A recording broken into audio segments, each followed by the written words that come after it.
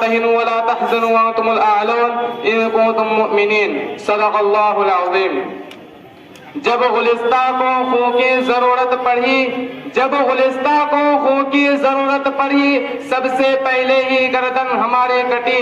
اب کہتے ہیں ہم سے یہ اہل چمن، یہ چمن ہے ہمارا تمہارا نہیں. ملت اسلامیہ کے پاسبانوں، یوم آزادی کے اس پرمسرت موقع پر میں آپ حضرات کے سامنے ہندوستان کے مسلمانوں پر ہونے والے سیاسی اور ظلم و ستم اور دین اسلام کو جڑ سے ختم کرنے کی ناپاک اور گھناؤنی سازش اور کوشش کے موضوع پر کچھ عرض کرنا چاہتا ہوں کہ وہ ہندوستان جس کی آزادی کی خاطر بحلنا آشنا ساحل میں کود پڑے تھے اور موجوں سے کھلتے ہوئے مجدار تک جا پہنچے تھے، بے پناہ قربانیوں کے ذریعہ اس کو پروان چڑھایا تھا.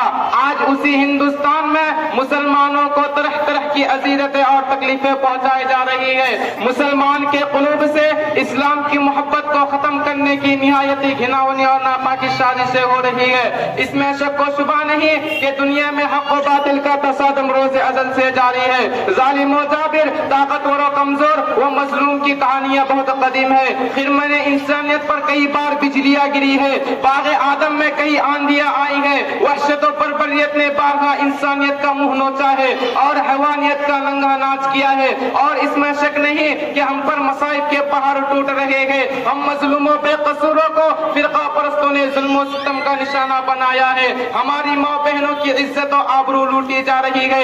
عزیزان گرامی، آپ حضرات کو وہ تاریخ یاد ہوگی کہ انگریزوں کی ظلم و زیادتی جب حد سے آگے بڑھی اور انہوں نے اسلامی قلعہ کو مسمار کر کے اس پر تسلیسی عقیدے کی بنیاد رکھنا چاہا تھا تو سب سے پہلے حضرت شاہ عبدالعزیز صاحب علیہ الرحمہ میدان جہاد میں بے جھجک کود پڑے تھے اور افضل الجہاد کلمۃ حق عند سلطان جائر کے جذبہ پیکرا سے سرشار ہو کر ہندوستان کے دارالحرب ہونے کا فتویٰ دیا اور اس بات کا تہیہ کر لیا تھا کہ غلامی کے زنجیر کے ٹکڑے ٹکڑے کر کے ہی دم لیں گے، جس کے نتیجے میں مسلمانوں کو مصائب و مشکلات کے کن کن مراحل و دشوار گزار گھاٹیوں اور وادیوں سے گزرنا پڑا. وہ تاریخ کا ایک المناک بات ہے. کسی شاعر نے کہا ٹل نہ سکتے تھے اگر جنگ میں اڑ جاتے تھے، ٹل نہ سکتے تھے اگر جنگ میں اڑ جاتے تھے، پاؤں شیروں کے بھی میدان سے اکھڑ جاتے تھے، مجھ سے شرکش ہوا کوئی تو بگڑ جاتے تھے، تیغ کیا چیز ہے ہم توپ سے لڑ جاتے تھے. برادران ملت، وہ ٹیپو سلطان ہی کی ذات تھی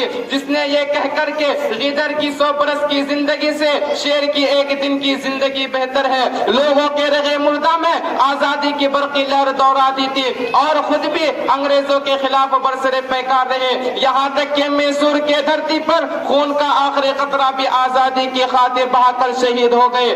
اگر یہ مسلم قائدین کا قافلہ غلام ہندوستان کے پرچیخ اور بھیانک جنگل میں آزادی کی شاہراہ بنانے کی غرض سے سرگرم سفر نہ ہوتا تو یہ تنگ نظر احسان فراموش غدار جو ہم سے وفاداری کی سند مانگتے ہیں، ان غدار سے میں کہتا ہوں ہم ہیں غدار تو پابند وفا تم بھی نہیں، ہم ہیں غدار تو پابند وفا تم بھی نہیں، اپنے کثرت پہ نہ اتراؤ خدا تم بھی نہیں. وہ عاشقان جان دے گئے، عاشقان وطن اپنی جان دے گئے، عظمتوں کا ہمیں آسمان دے گئے.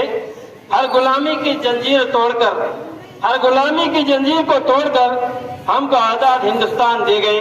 محترم، ہمارا پروگرام آخری منزل تک پہنچنے والا ہے. چند لمحوں کے اندر یہ پروگرام ختم ہو رہا ہے. اب چند منٹ